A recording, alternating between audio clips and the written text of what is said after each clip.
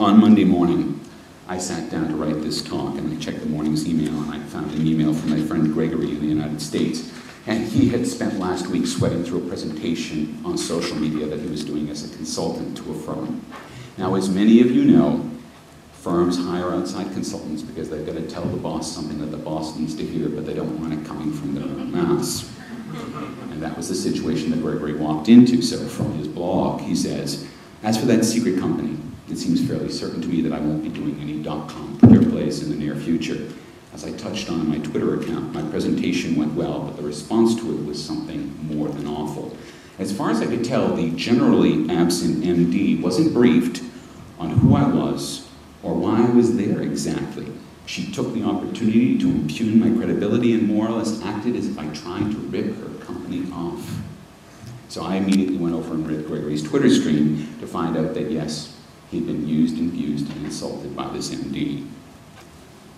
Big mistake. All right. Gregory P. is not very well connected on Twitter. He's only just started using it. There's a lovely little tool called Tweet Wheel, which shows you all 9 of his connections. But 2 of his connections, a fellow named Raven Zachary and myself, open into a much, much wider world of Twitterati. Raven has over 600 followers. That's only 100 of them. Raven has only over 600 followers on Twitter. And I have 270 followers on Twitter. And both of us are widely known and very well-connected individuals. Both of us are good friends with Gregory P., and both of us are really upset at the treatment he's received. So here's how Gregory finished off that blog post. Let's just say it'll be a cold day in hell before I offer any help, friendly advice, or contacts to these people. I'd be more specific about who they are, but I don't want to give them any more promotion than they already have. Now, what's odd here, and what's proof that the penny hasn't really dropped about the power and the potency of what's going on here, is that Gregory P. doesn't yet understand that promotion isn't so much a beneficial influence as a chilling threat to lay waste to this company's business prospects. All right?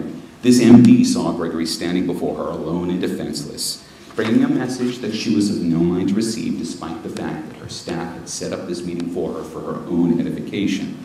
But what this unfortunate managing director did not see, because she does not get social media, was Raven and myself directly connected to Gregory P. Nor does she see the hundreds of people who connect directly to us, or the thousands who connect directly to them. She thought she was throwing her weight around. She was wrong. She was making an ass out of herself, behaving very badly in a world where bad behavior is very, very hard to hide. Now, all Gregory need do to deliver the coup de grace is to name the company in question. And as word spread that is nearly instantaneously, that company would find it increasingly hard to recruit good technology consultants or programmers or marketers.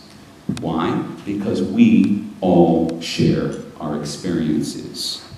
Sharing our experiences improves our effectiveness, and it prevents us from making bad decisions, such as working for this company. Now, the managing director walked into this meeting thinking she held all the cards. In fact, Gregory P. is the one with his finger poised above the launch button. With just a word, he could completely ruin her business. And this utter transformation in power politics, where the hyperconnectivity of individuals leads to hyper-empowerment, this is another brand new thing. And this brand new thing is going to transform everything that it touches, every institution and every relationship that every individual brings to those institutions. Many of those institutions will not survive because their reputations will not be able to withstand the glare of hyperconnectivity and the force of hyper-empowerment. So the question today is not who is the audience, but rather, is there anyone who is not in the audience? Because as you can now say, a single individual anywhere is the entire audience. Every single person is now so well connected that anything that happens to them or in front of them reaches everyone it needs to reach nearly instantaneously.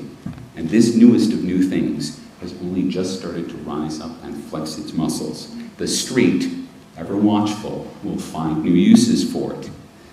Uses that corporations and governments and institutions of every stripe will find incredibly distasteful and chaotic and impossible to manage.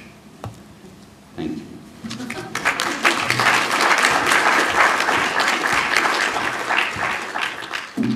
Let your Chief Executive know about that one, I think.